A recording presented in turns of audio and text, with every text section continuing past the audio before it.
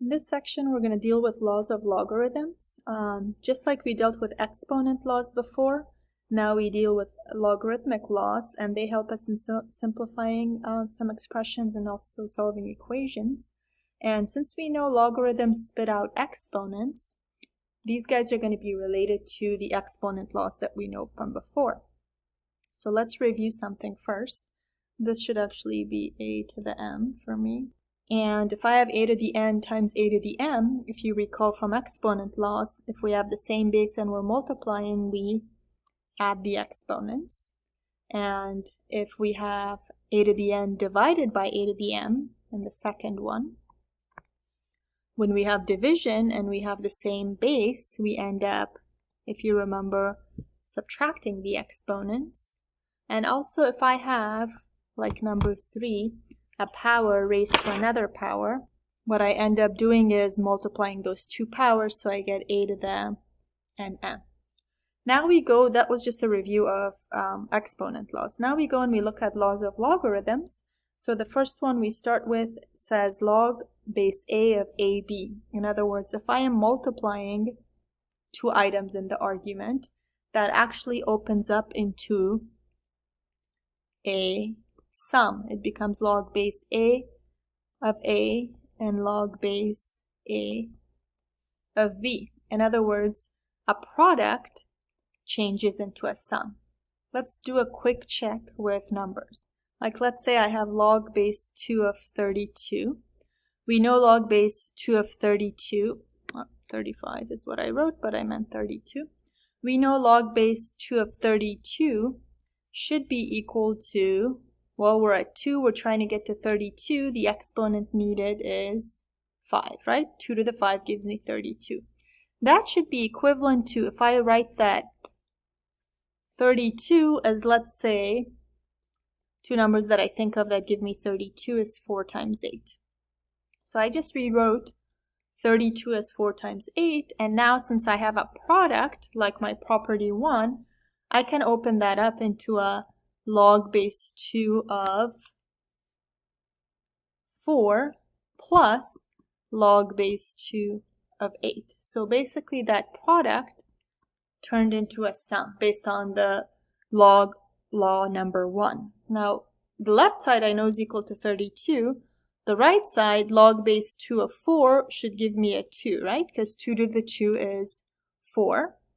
And log base 2 of 8 is 3, because 2 to the 3 gives me 8. And if I add those guys, that's going to equal to 5, which ends up saying, all right, 5 is equal to 5. So I looked at it two different ways. I looked at it with just one argument, 32, or I also changed it into a product, which turned into a sum, and I still got the same answer. Now, the general proof of this comes from laws of exponents. We're going to let u be equal to, let's say, log base a of a, little a of big A. So we're trying to prove this argument in general. And let v be log base a of b. So if I do that, and I do the circle on each one of those, I end up getting, I guess, let me put it in the order that we're used to.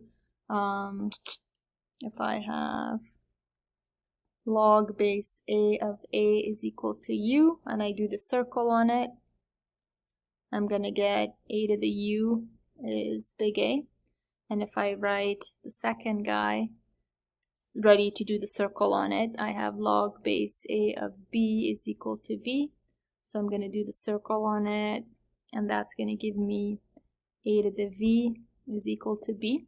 So now I have those terms, and I'm going to go ahead and multiply those two pieces. I'm going to start with the left-hand side of my property, log base a of ab, which is what this guy said. That's what number 1 said.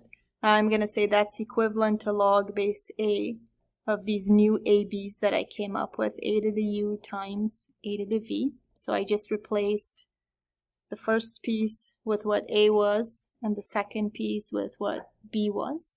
Now inside the parentheses I can apply a to the u plus v, the properties that we know from exponents, And now I can apply the property that we learned in the last section and say, hey, this is the exponent that should drop down because I have base A and argument that has a base A. So u plus v is going to just drop down directly. But we know that u originally was this guy right here, log base A of A. And we know originally the way we defined it, v was log base A of B.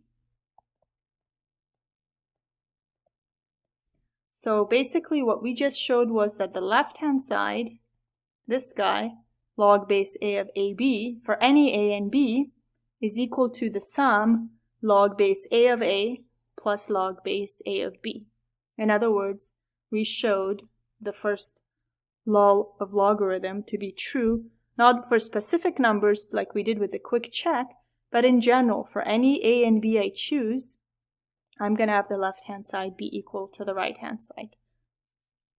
And we're going to practice these laws or properties a little bit more later. For now, let's go to the second one, where it says log base A of big A divided by big B is going to be equal to log base A of big A minus log base A of B.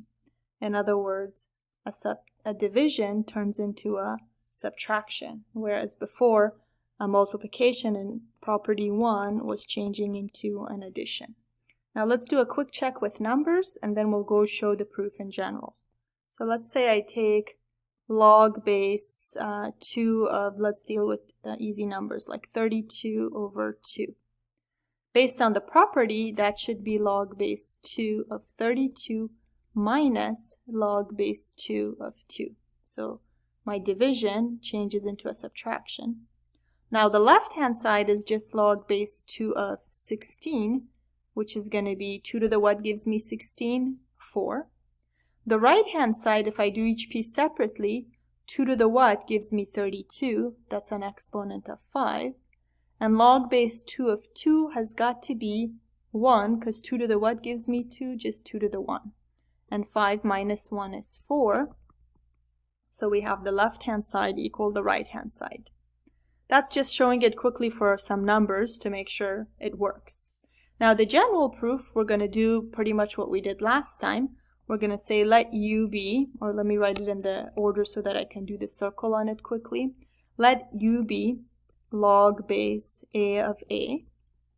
And we're going to let v be log base A of B.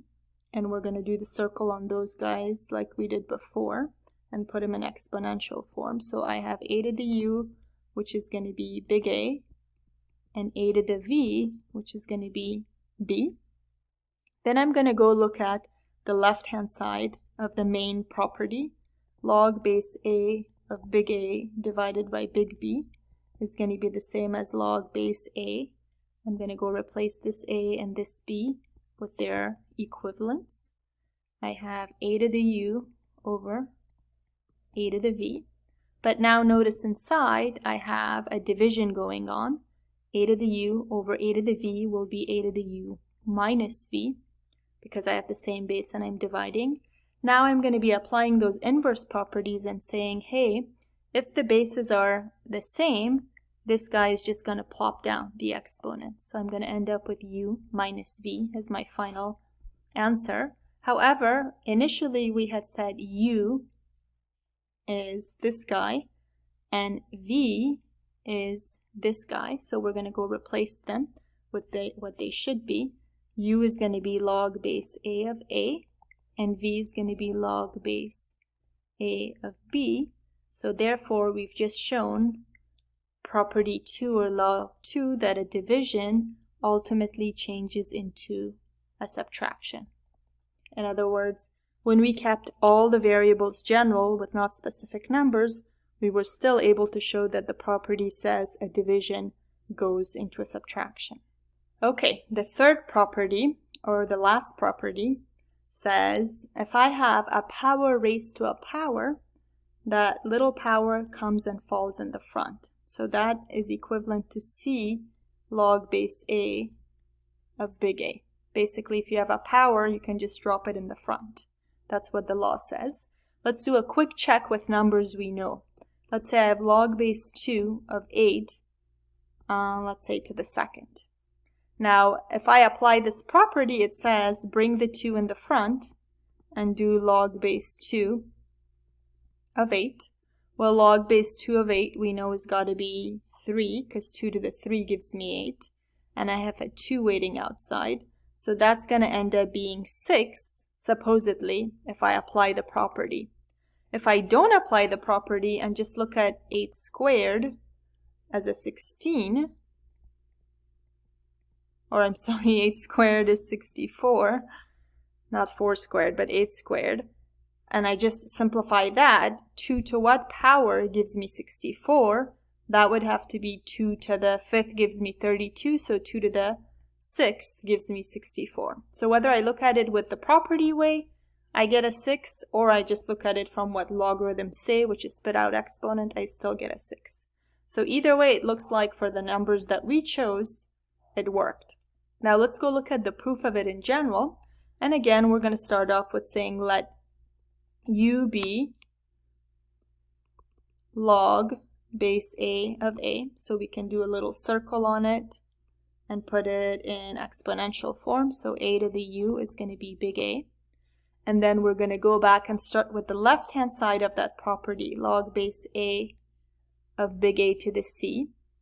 And we're going to replace that big A with what we defined it to be. So that's going to be log base A of A to the U to the C.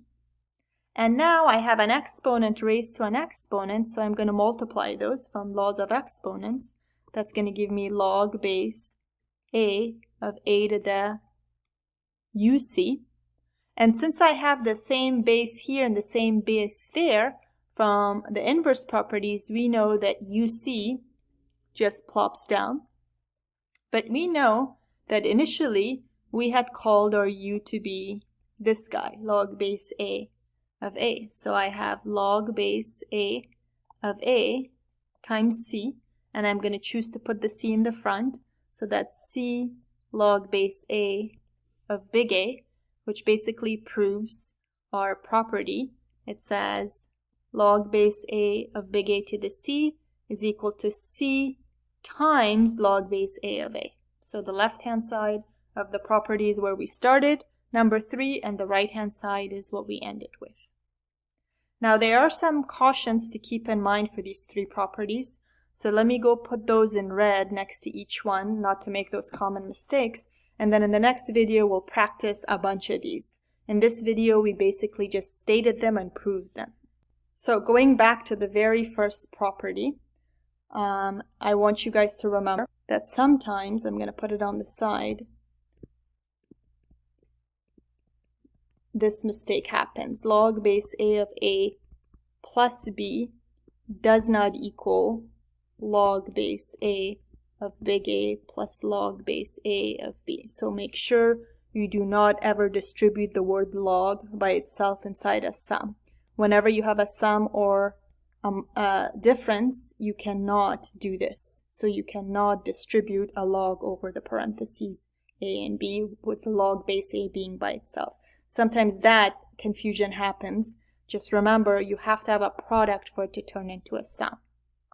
The caution I want you guys to put next to the division one is log base A of A divided by B does not equal to log base A of A divided by log base A of B.